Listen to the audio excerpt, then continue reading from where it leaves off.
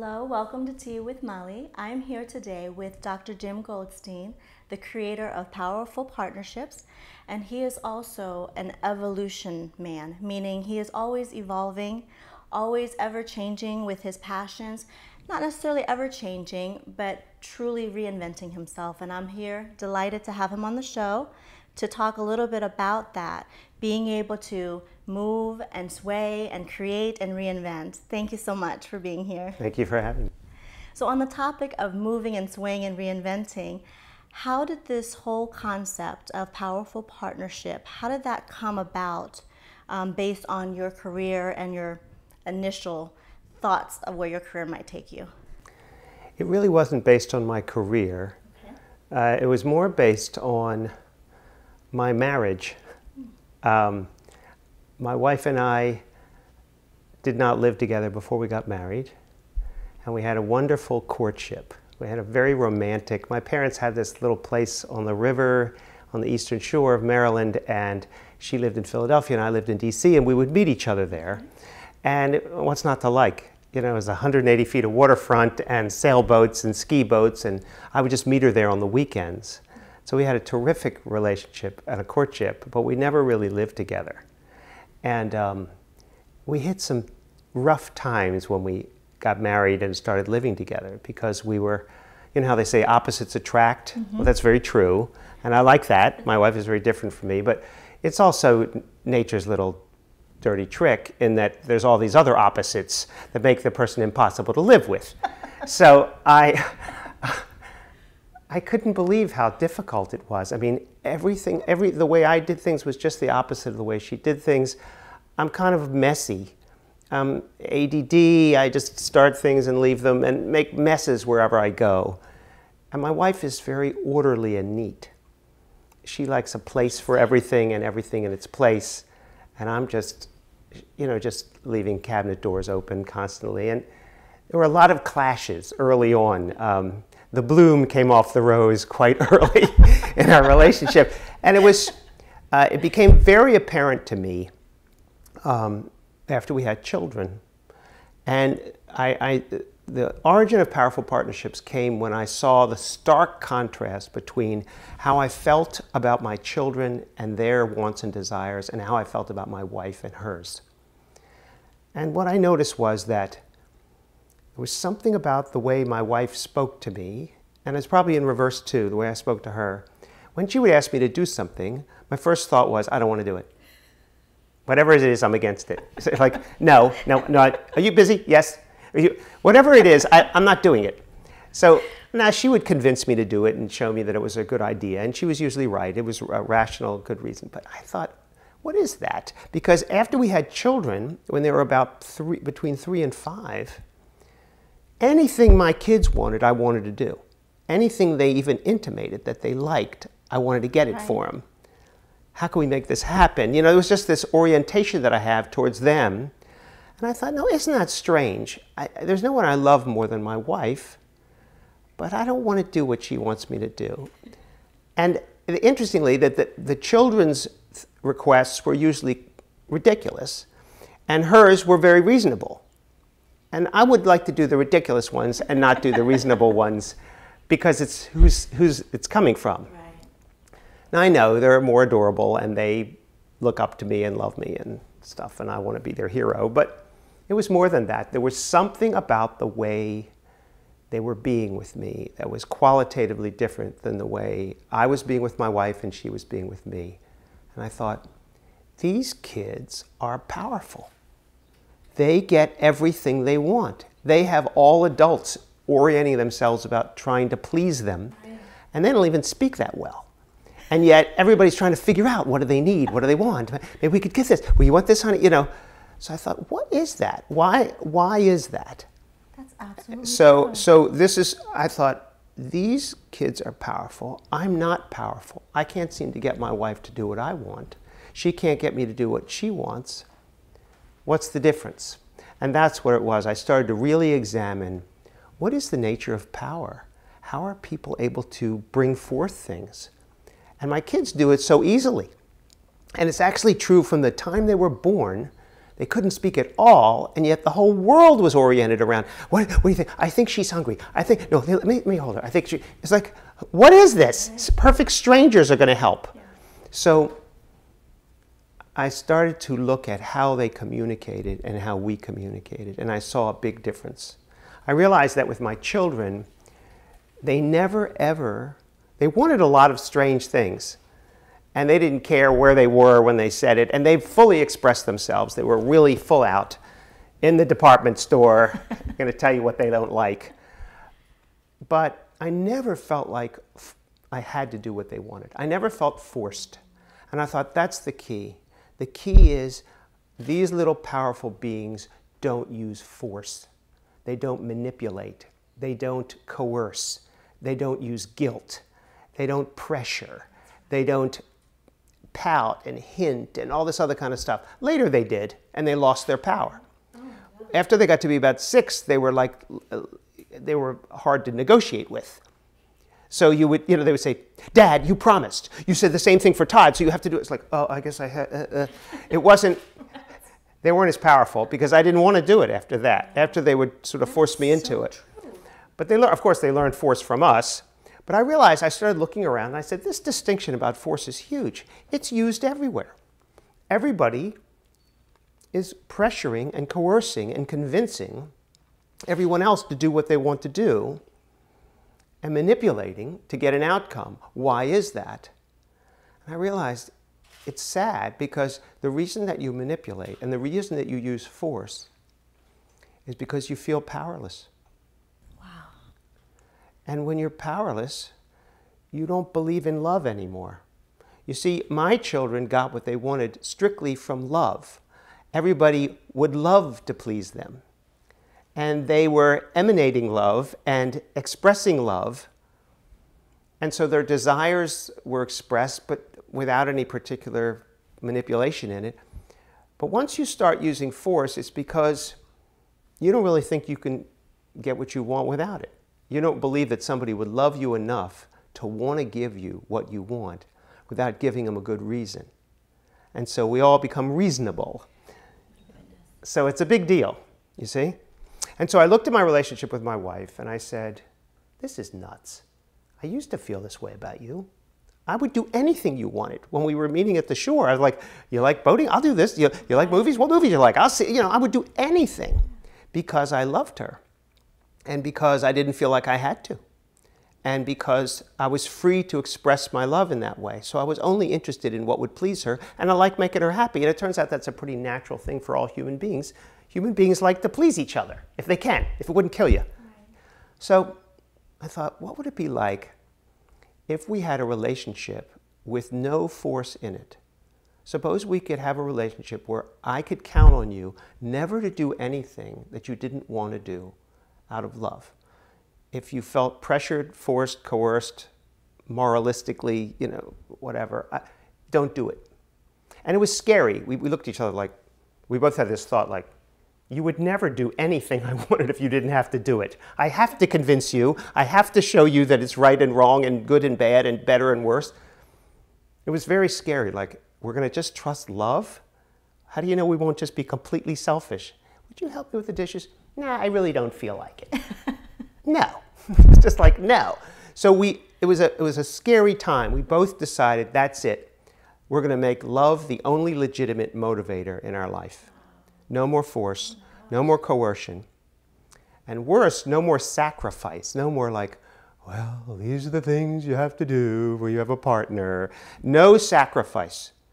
So love does not require sacrifice. You may do something for somebody that you wouldn't do if you lived alone, but it doesn't have to be a sacrifice. So it was an interesting experiment. And my answer to most of her requests was, do I have to? And she would say, no, you don't have to. I said, well, what happens if I don't? And she'd say, nothing. I said, okay, we'll see, because I'm not going to do it. And then I was going to test her to see, like, were there any repercussions? Right. Like, you'll be sorry for that. And when you want, but actually it worked. And we felt that it worked with me too. She would I didn't really want her to do what she didn't want to do, because it's like the right thing for the wrong reasons. So amazingly, what came back was, when you stop using force, love comes back. It's a strange thing. It's like underneath there, being suppressed by all this manipulation. When you lift it off, it was like, sometimes she would say, Jimmy, would you go out and get the paper? And I was like, no. And then she would say, okay, you don't have to. You know, and I would say, I'll get it. I felt like, where did that come from? So, you know, a lot of things happened like that that were kind of amazing. And we started to realize that when you use reason, when you use force and logic and all these other kind of things to coerce an outcome, you may get compliance, but you start to lose the real vibrant love, I want to make you happy feeling. So when I get couples, and I've been a psychologist for many years, and I had a private practice for many years, and most of that was with couples. And when I have couples who say, well, look, I love you, but I'm not in love with you anymore. And I know where that happens. I know that's because of force. It's subtle, but it's really because of force. It's because you've lost the freedom that you had to please the person. You feel like you have to do it.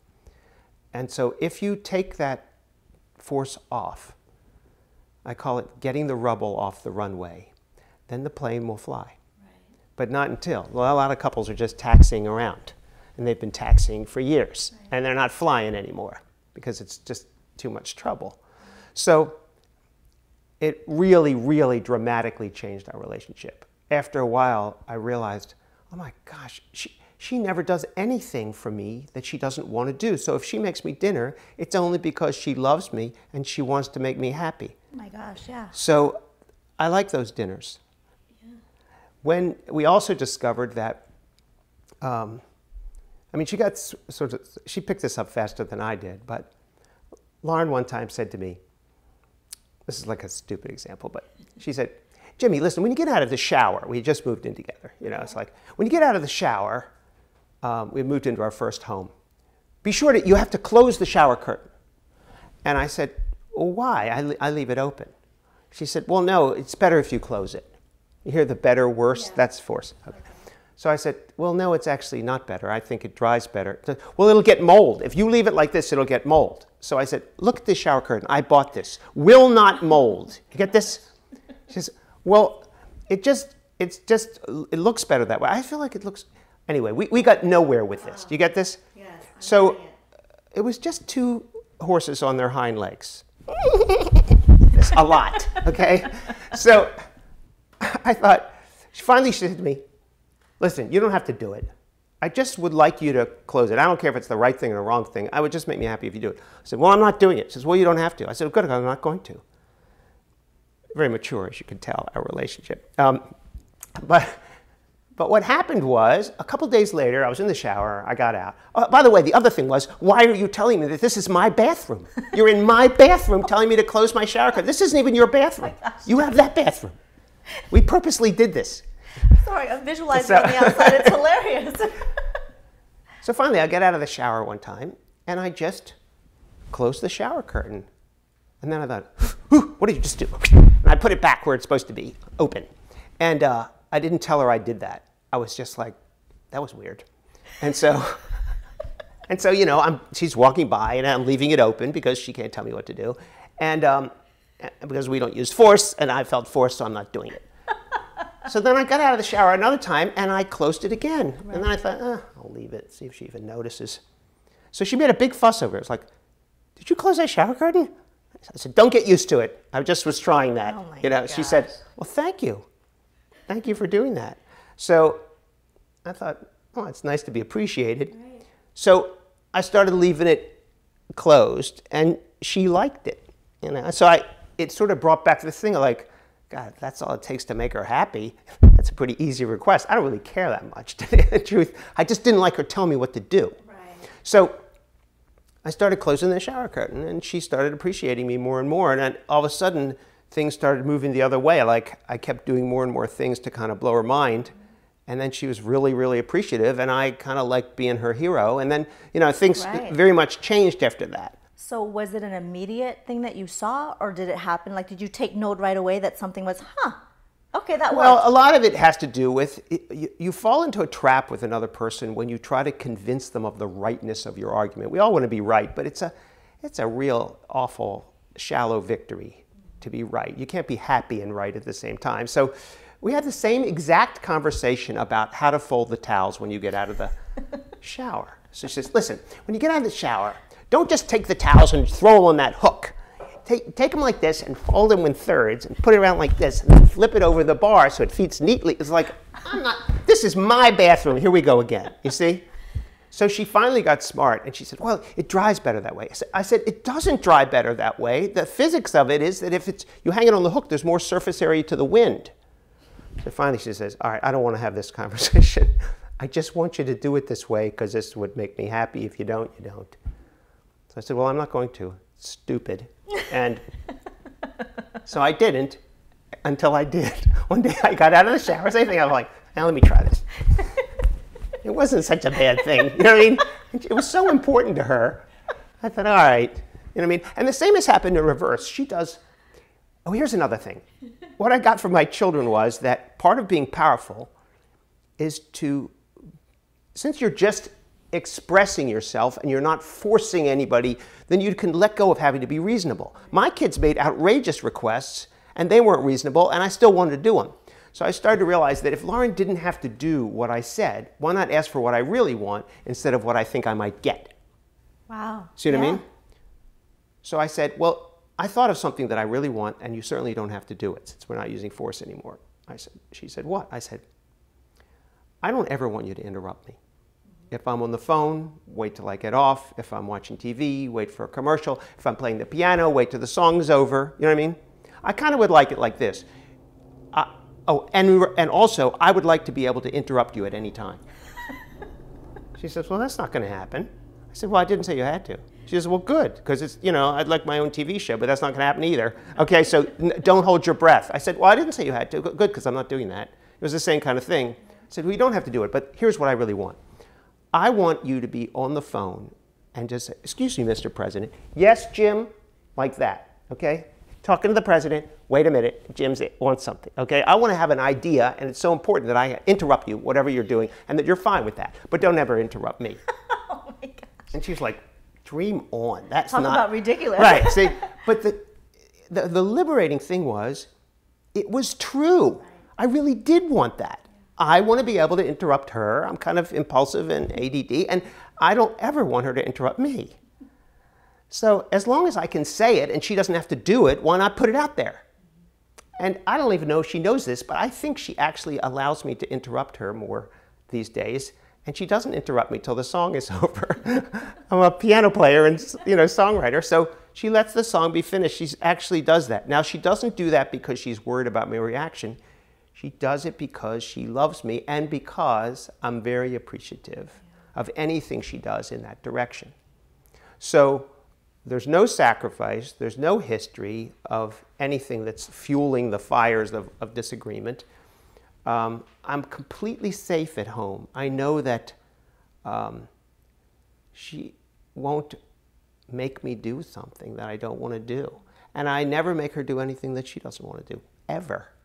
So how does that now, living it, right? Yeah. Because you have to experience it. How does that translate into the work that you do under the powerful partnership coaching that you do as it relates to couples? Because I know Right. that was initially where you focused, and then the evolution of the powerful partnership. What I find with most couples is that they're trapped under an avalanche of force. That everybody is obligated to fulfill this and do this, and that's where all the joy is gone.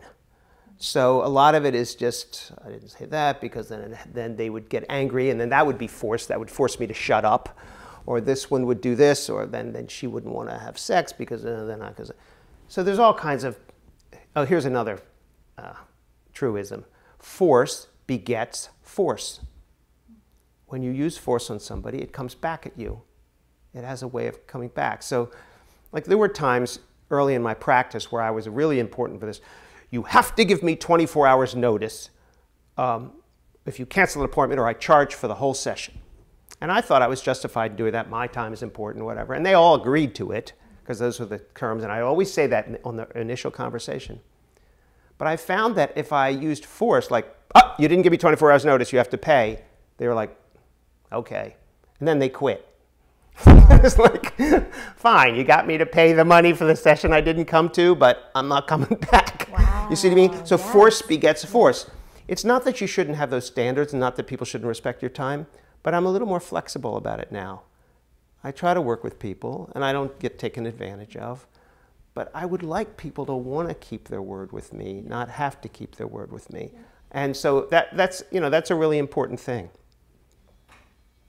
So it's not an easy sell. People can't imagine that love is underneath of there, since the feelings have been gone for so long. They can't imagine that they would actually want to do.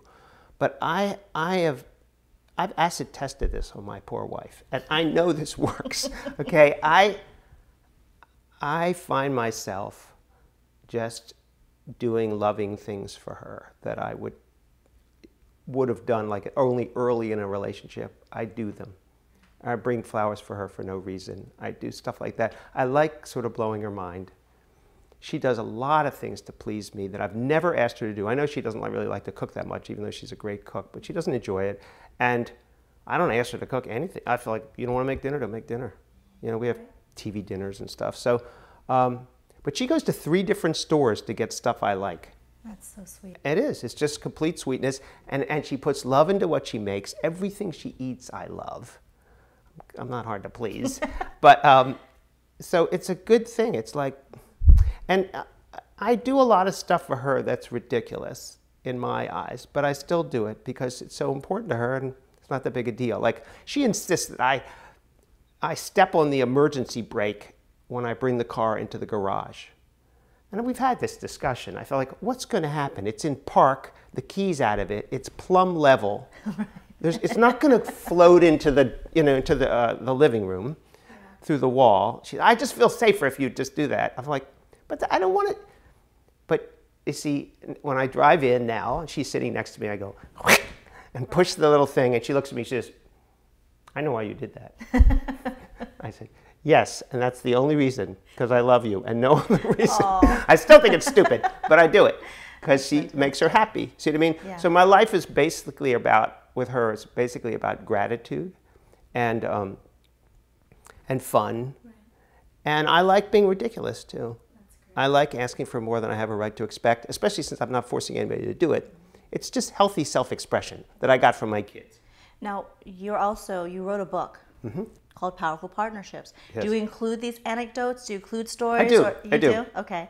And then is it specifically that particular book for couples? That book is mainly for couples. Okay. But what I found was that these principles about force apply in all relationships. And more couples, say the husband or the wife said, look, I have this business and these 2 people aren't getting along. Could you come in and help mediate this conversation? Because they're really wasting a lot of time fighting with each other. Or I can't seem to get along. My husband and I not only see you, but we also have a business together and it's very stressful and stuff. So more and more people were asking me to come in to consult in their businesses. And I realized that communication is everything. And there's a lot of force going on. I mean, I distinguish between force and structure. Okay. It's not like, well, I'll go into a company and after a while, well, you don't have to come into work. I mean, we'd like you to, but you really don't have to. No, that's structure. See what I mean? Work starts at 8:30. Everybody gets here at 8:30. You don't have to work here, but if you do, you got to be here at 8:30. It's like, aren't you forcing me to be on time? It's like, no. That's just the deal. Those are the ground rules, how we work. So I don't mind structure. But I see that a lot of bosses use force. They make people feel bad and wrong and stupid and insecure and threatened, and they use fear, and all of those things are aspects of force. It doesn't work. It works in the short term, but it doesn't work in the long term. One of the things that I say is that force is actually weakness masquerading as strength. So a person who is, as I said, powerless will use force because they feel it's weakness. You see what I mean? And power is actually strength, often masquerading as weakness. People who are powerful, well, how powerful they can be, yeah, they get the people around him to want to do what they want. That's a powerful person. I mean, my hero, as most people's, is Abraham Lincoln, who enrolled people to do what he wanted through the power of relationship because they loved him. And because he was, his vision was something you could get behind, but also he was just forgiving, and he was, there were times when he had to use force, okay, during the Civil War and stuff like this. He could be strong that way. But for the most part, what he got from people, the kind of dedication that he was able to turn this cabinet of his. If you ever read Team of Rivals, these people were knifing him in the back. They hated him. And yet he turned all of them around, and they were incredibly loyal and totally distraught when he died. So it was out of the strength of that relationship. He was, to me, he is the epitome of being powerful, So when I work with leaders, they come to me when they're exasperated that they can't seem to get the most out of their employees. And I show them how to be more powerful at work, less forceful, more clear about what their expectations are, but not a flogging manager. That doesn't seem to work. And force begets force. The problem of disengagement is huge in all companies. 70 to 80% of employees say they're at least somewhat disengaged at work. Yeah. Why does that happen?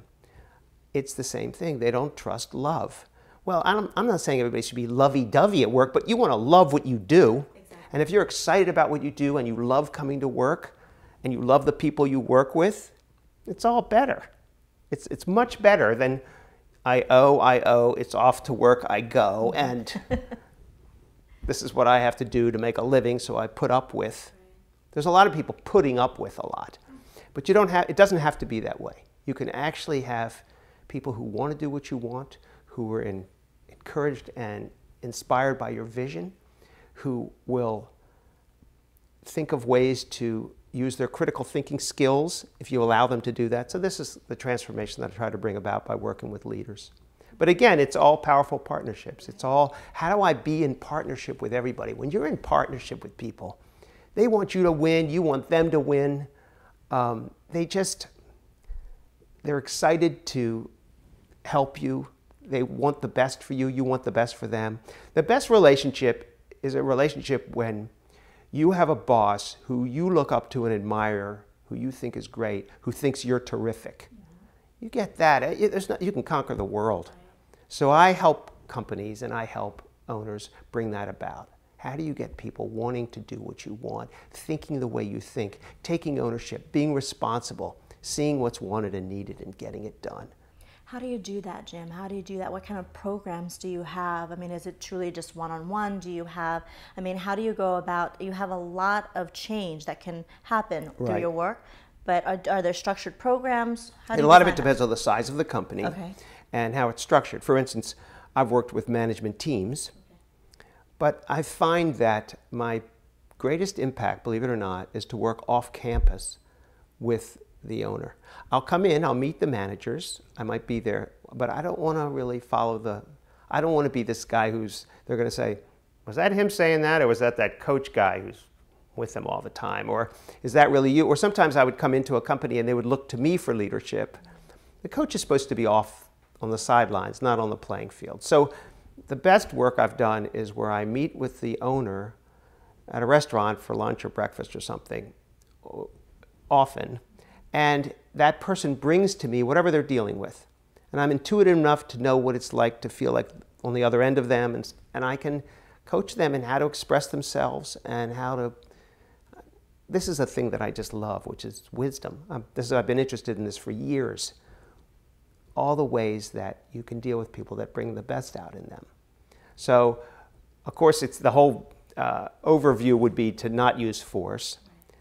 But it doesn't mean you just let people do what they want. It has to do with a lot of clarity and a way of seeing the best in people and drawing that out. And I model that for the people that I coach, so they can model that for the people that they coach, so they can model that for the people that they coach. So it becomes a coaching, learning organization based very much on the type of relationship that I have with the owner of the business. That's fantastic. Yeah. That's fantastic. It is a lot of fun. Right, and you also, you still continue to work with couples, and that's a different kind of program, right? You have a specific Yes, I do. program? Here's the thing. I happen to just love working with couples, and I love the idea that they could have a powerful partnership.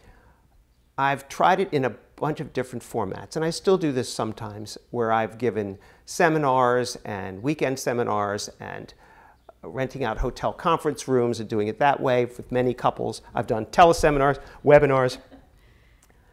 For some reason, what I like best is coming to your house and just working with just you and your spouse. And it's strange, but I've been flown to Florida a couple times. I mean, people sight unseen bring me down there. Who is this guy? But I work with them like Friday night for maybe 3 hours, and then about 5 hours on Saturday.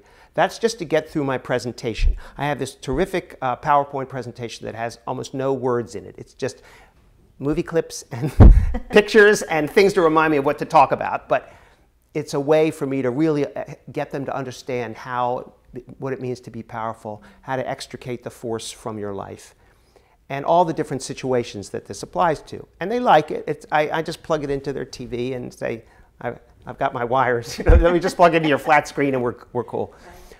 But then I spend the rest of the time coaching them on their particular issues. I've developed something called the 4-channel clearing. And that was definitely based on the way my children express themselves. I found out that my kids, when they were very little, that little powerful age, they only really had a few things to say that was the truth for them. So I figured out how you could get adults to speak that way, how you can get adults to, especially when you're in an argument, just tell the truth for you. Don't tell your opinions or your suspicions or anything else, and don't tell the other person what's wrong with them. See if you can get in touch with what is true for you and say it in the simplest way. And I really coach people how to do this, and it's called the 4-channel clearing. There's 4 channels, and you clear out all those channels. You tell the truth in all 4 of those channels, and then you see how you feel. And usually when you're finished saying those 4 channels, you're like, I'm not mad at you anymore. This is weird. I'm over it. And then you can look at the person and say, I totally, 100% forgive you for breaking that dish. You know? And then they're like, you do? Funny. Like, my wife has the ultimate test. She says, do you really do forgive me? I said, yes, I do. They said, okay, well then give me a hug. But if I say, I don't really feel like hugging right now, she goes, yeah, indicator. You're not done. Go back through those channels again. So, and I did the same thing to her. So that's the test, is that what I noticed about my children was that they only said kind of these 4 things, and once they said them, they were done, and it was over. And before the tears were dry, they're already onto something else, and they're happy again. So I realized that this residue that builds up when you don't fully heal from something is really dangerous. And so I do a whole thing for companies. I do a whole workshop called The First Glitch. Okay. And it has to do with what happens, why do relationships start off so well and then go south? There's this thing called the first glitch. It's the first hiccup, the first difficult spot, the first time you have to reassess and backpedal and, did you just say that? This is funny. And most of the time, when you hit a glitch with somebody, you don't know it, but that marks the beginning of the end. Right. Like, I don't like you anymore. I don't want to play with you anymore. You haven't told them yet. Right. But something just went in like, if that's how you feel, or if that's what you're going to do. You know, and I have this happen all the time. A guy that I was crazy about, I met him at a networking event, and I was so impressed with his company and him and everything. Anyway, he stood me up twice. It's like, I don't want to refer you to anyone now. I was like, everything went down. It was like, what happened there? I was his biggest fan, and I was so impressed. And then and also the way he handled being late was kind of like late plus an excuse equals on time or something. I didn't buy it. So it was like, now the difference was, if I just let that happen and I didn't express myself and I didn't tell the truth, then that would have been the end. But I did. I told him what that was like and that I didn't feel comfortable. I told him everything that was true for me. And he sort of got it. And our relationship has been a lot different then. We've been holding each other much more accountable. And that's fantastic. See what I mean? So yes. I show people how you can actually, instead of it ending the relationship, it can actually make it better. You know, there's this funny story that my wife tells about her maiden aunt, who years ago, she's long gone, but I said, how come she never got married? And they all said, well, she was engaged, you know. I said, what happened? He says, well, she was engaged to this man, and they were just about to be married, and they were walking down the street, and the man spit on the sidewalk. And that did it. That was the end of the engagement, and she never got married. It's gone, well, there's a glitch for you. Oh, my God. But whatever that was, that ended it. And there was no going back after that. They didn't talk about it. They didn't everything. It was like, I'm not marrying you. Anyway, that's a little extreme. Gosh. But in most of cases, right, you're right. You watch, in the beginning of a relationship, you just project all this, your own internal goodness onto the person, and you see them as wonderful, and you see the best in them, and they're easy to forgive, and you know, it's just later when these glitches happen that it's not so easy to do that. And you know, if you go out with someone on a first date and you're really having a good time, and they spill their drink, you're liable to say, hey, these things happen. Right. Don't worry about it. Oh, we can mop that up. You know, not a big deal. But like when you're married to the person and they spill, it's like, what's the matter with you? It's the third thing you spilled. Take it easy. You know, it's like, it's very different. As you're sharing, I mean, I'm sitting here watching you, and you're so animated, and you are so funny. I'm sitting here trying to hold back the laughter. You don't have to hold it back. When I know you also travel and you speak all the time. Right. Is this is how you are, right? Yeah. I mean, this is pretty much how I am. You're a comedian. You share. You talk. What are some of the messages that you share? I know that it's broad, and it also depends on the audience, of course. But well, one of them is how to handle and manage the first glitch. I actually show people how to prepare themselves for the first glitch, how to prepare the other person for the first glitch, so that when it happens, you're not so surprised. And so that's really been helpful, you know, in businesses and stuff like that. I give that talk. I have another talk that I give called, it really has to do with how to bring out the best in people, also entitled, Are Your People Getting Dumber, and What Is That Costing You? It's a strange title, but what it means is that sometimes when you're an owner of a business, you've really developed your critical thinking skills. And you're always thinking about what if this, and oh, there's a snow day on Monday, that means I'll have to do. You're proactive, you're thinking about stuff, everything matters to you. And if you don't watch out, everybody around you will stop critical thinking because your ideas are better, because you always save the day, because you're going to do what you want anyway. And they're happy to let you think. Yeah. And so I get complaints from CEOs all the time saying, I can't trust that if I leave this place, they're going to do what I would have done. They're not going to, they don't think, what do you think is going to happen?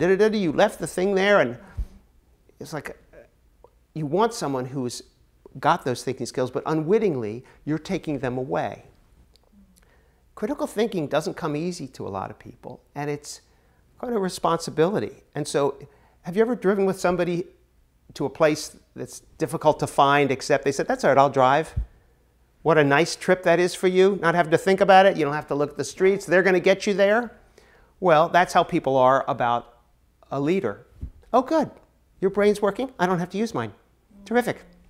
Whatever you say. And they're well-meaning, smart people. Now, as soon as they leave your office, their critical thinking comes back. Oh, wait a second. I have to stop at the store. So I have to pick up something to the dancing teachers, and I have to do this. So I better call so-and-so. It clicks in. See what I mean? Yeah.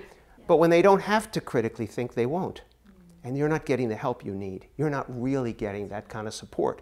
So I have a whole thing on how do you develop critical thinking and creativity and allow that to flourish in other people. Also, if you use force on people, you will quickly quash their ability to use their critical thinking skills. If they feel like I suggested something and I got my hand slapped, or I felt like an idiot, or I put all this time in and they did what they wanted to do anyway, the end. That's the beginning of the end of their wanting to contribute. I'll just keep my head down, whatever. See what I mean? Yeah. So they don't often know how to repair those things. And you have all these kind of wounded people around who are just doing okay, but they're careful. They don't want to, once burned, twice learned. They don't want to get burned again. And so I had this guy once that I worked with, and he said, you know, I have an open door policy. I leave my door open. Any person in the company wants to come in and talk to me, it's fine. I said, anybody come in and talk to you? He says, no. That didn't work. No. And I asked the people, you know, how come you don't go and talk to him? He says, because we always leave with a paper cut. You know, it's like, ow. You know, like, you know, you ask the teacher something, he said, well, why don't you do a research paper on that? It's like, remind me never to ask you a question again. That just goes to prove that they don't believe that leadership is powerful or useful to them. Right, right. So the experience people have when they're with you is that you want them to come back again. And so there is something about being conscious of this, have people not disengaged, but really engaged. And part of what engages them is ideas. That if you have a cool idea, if you ask them what they think, if you use what they think, if you reinforce that, I love that idea. That's a very cool idea. They're like, ooh, well, what about this? And they'll think of something else. It's very much unconscious. Nobody says, I'm going to go to work and basically quash all the good ideas around me today. They don't do that. And they're surprised that people don't. And I hear this all the time. It's so hard to get good help. Nobody really works hard. You know, these kids nowadays, they think they should just be paid a lot for showing up. Ho, ho, ho. Maybe. But it doesn't have to be that way. I think people really do want to contribute, and they want to think that what they do makes a difference, and they want to be into something for, as they say, a higher purpose, a transcendent purpose. So it's part of the leader's job to provide that. Yeah, I think you do that very well. Number one, as everyone is paying attention and watching this, you're extremely dynamic. You really, I mean, we can't keep our eyes off you when you're sharing and talking. I've seen you on stage. I've had intimate conversations with you one-on-one, and it's always impressive because your brain works so fast. And you're never boring, but you're also really challenged the people you work with. You have given me some great tips. You've coached me, you've mentored me, and you just tell the truth. And what you said earlier about your relationship with your wife, I really believe that that's key because I think that you're a powerful leader, and that's what you teach, and that's who you are. And every time you say something that is truthful. At first, it might feel harsh because I'm like, oh, I thought, ego gets in the way. I thought I was doing great, blah, blah, blah, And here is this honest person telling me, criticizing what I'm doing. But every time it comes from you, I know it's from love. It's not because, like you mentioned before, it's no other reason than to see me succeed. And you feel that. The missing link is most employees don't feel that way. Right. They just don't. They look at their bosses or their managers or even the owner of their company. They don't believe that it's from a place of love or care or even wanting to engage. They just really, you're wrong. Something's broken. Done. Right. And I just want to, say thank you for that because the work is important. I feel like that's really missing in corporate space. It's missing in relationships. I did want to ask you, what is the next evolution of Powerful Partnership? And for you, before giving some last minute tips and advice, what are you doing next to evolve in your Powerful Partnerships programs? Well, it's very interesting because I just formed a new company. It's called NGB Global. And it's kind of capitalizing on what I do anyway and now making a living from it, which is that I love people and I love putting people together with other people who they could help. And so I'm good at that anyway. But what I'm most interested in is something called disruptive technologies. When you find a technology that is so unique that it's going to change the game, it's going to make life better, then a lot of these technologies don't know what to do once they're formed. So I'm bringing people together with people who have money, people who have expertise, people who understand marketing, how to bring these ideas to people and countries that need them. And because I've been in this business a long time and I know business owners and I know many people in many different spheres, we can all help each other. So it's the ultimate level of partnership. You partner with someone to bring infrastructure to a country that needs it. You partner with people to bring a technology, like we're working on a new technology right now that's a friend who was this guy was in special forces. He always hated the bulletproof vests they had to wear. They weighed a ton. It was made out of Kevlar and you had to have like 40 layers of it to really protect you from the bullets. And he worked with something called carbon nanotubing, and he coated just a little bit of Kevlar with carbon nanotubes. And what he found was he was able to make this lightweight, flexible, form-fitting, like for a woman, police officer, you know, vest that only weighs 1.5 pounds, that has very little back face deformation. It doesn't bruise you. It doesn't break your sternum. Wow. And it's a real breakthrough. So they knew that I knew people. I have a friend who's in the police force, and I just can make calls and be in relationship with people. And I've now set up firing range tests coming up in a couple weeks for the Metropolitan Police and the Maryland State Police, and we're doing 2 different testings and stuff. This excites me, and it's something that's really going to help. Just something that you could wear lightweight, that nobody even knows you're wearing. You could sew it into a suit. It's a very remarkable product. And so that kind of stuff excites me. And I like the idea of meeting a lot of new people and connecting them. And I can be in partnership very quickly. As a matter of fact, I teach people that you can be in partnership with everyone. It's not hard to do. You just have to have sort of a common goal. You want them to win, and they want you to win. And you're not forcing them. And there's no obligation. What's not to like? So that's what I'm doing now. Wow. Okay, so you, and I'm going to focus on leaders right now, because that's kind of your next evolution. I really do think that is the ultimate powerful partnership, when you can bring people from all over the world, and not just in your neighborhood, not just in one organization, but you're now thinking about, you know, business to business, international connections. It's way beyond just starting from the home, right? It is. That's why I see this evolution for you, and I think it's fantastic. If you can sum up in a couple sentences what a true partnership feels like, looks like, breathes, what would that be for you? Okay, now it's really important to understand that when I work with couples, that's an equal partnership. So no one gets to trump someone else. Okay. So you would think, well, I guess you couldn't have partnership in business then, because the boss, what he says or she says goes. You see what I mean? But you certainly can be in partnership. It doesn't matter. All it means is you want them to win. They want you to win. And whenever possible, you try not to do something over somebody's dead body. You don't assert your way. You'd rather, I would like the seed of what I'm saying to take root in you such that you think it's your idea. It grows in you and it's something you want to do. That takes some mastery. But when you can do that, that's a real partnership. So you can be in partnership with a person at the grocery store who helps you find this bag of rice you were looking for. And the 2 of you are on a hunt through the store to find this particular type of whatever. And you're in partnership. They want you to find it. You want to find it. You want them to do well. It's like, thank you. And they remember you after that, and you remember them. I've had this happen. So I see that my partnerships are everywhere. And the important thing is you're not forcing anyone, but you want the best for them, and you see the best in them.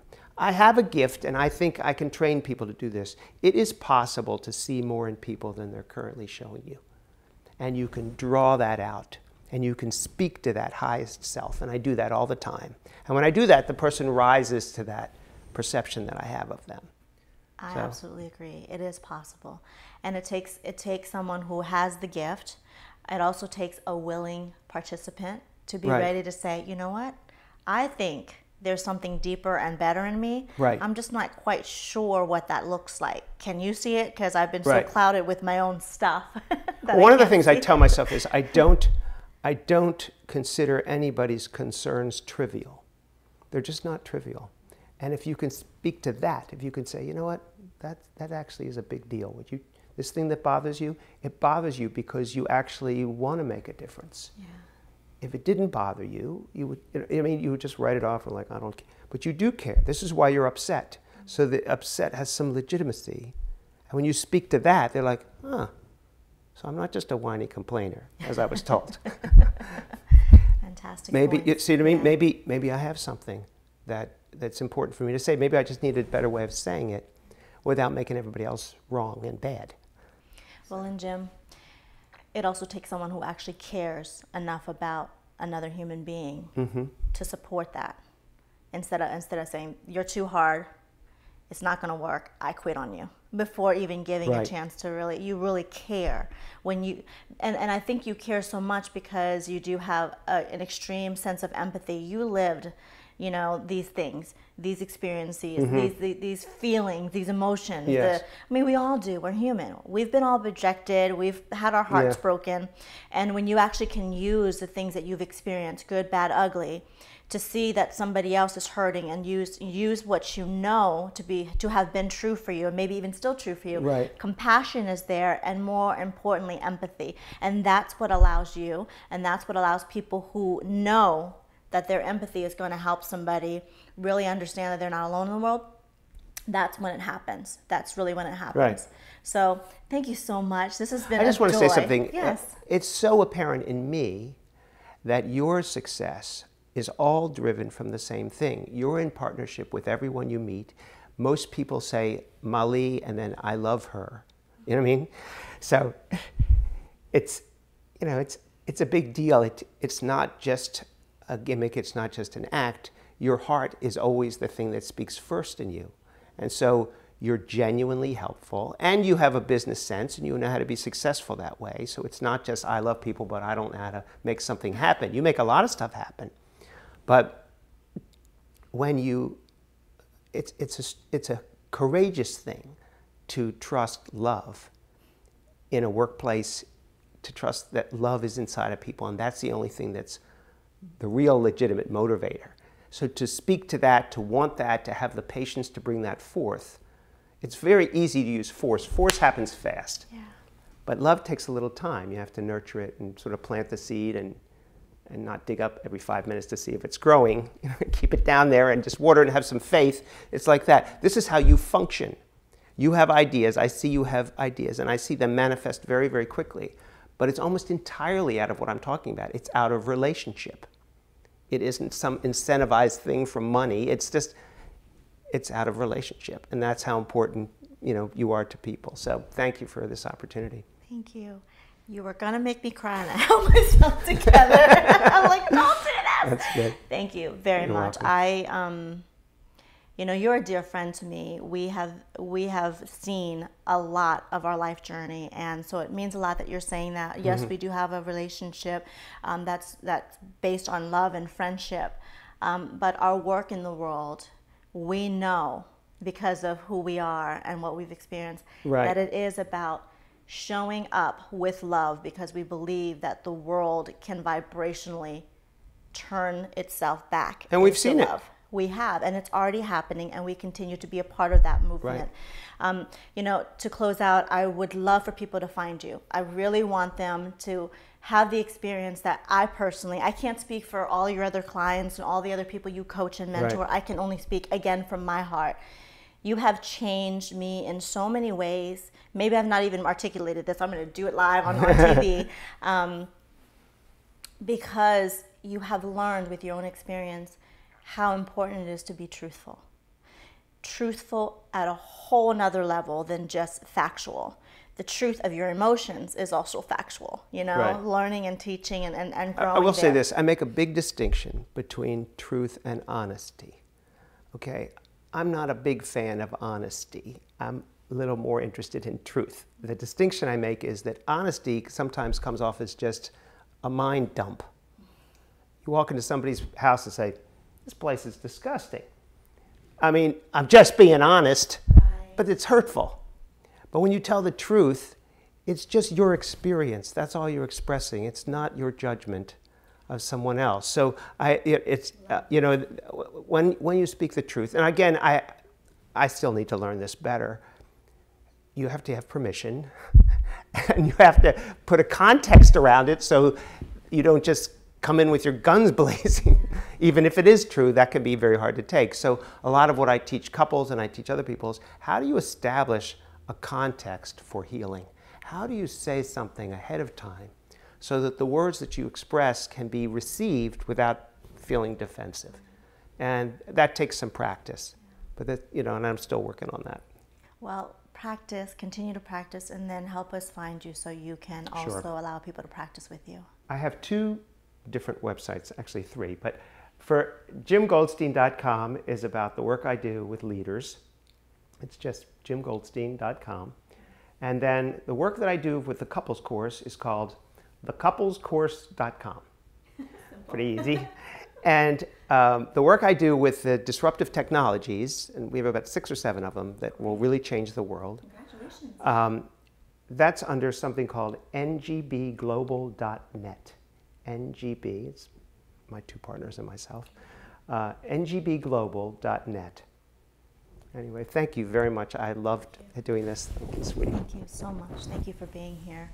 Thank you again, everyone, for tuning in and watching us all the time. I appreciate it. We appreciate it. And see you next time here on Tea with Molly.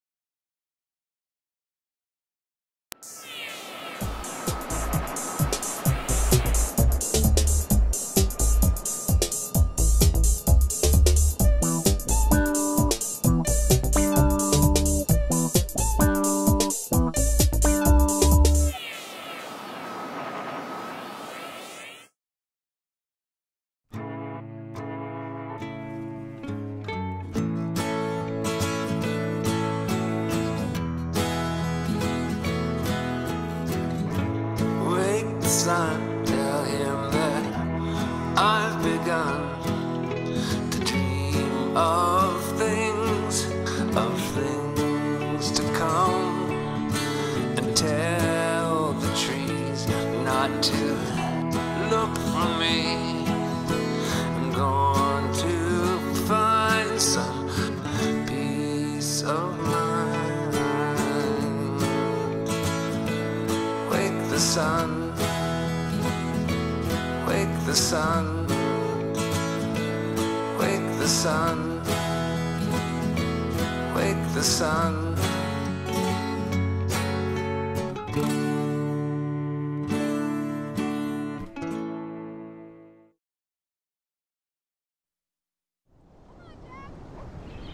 This was me, and Mom and Dad, and my big brother Alex. And this was the day we all got to forget that I was sick. This was my wish.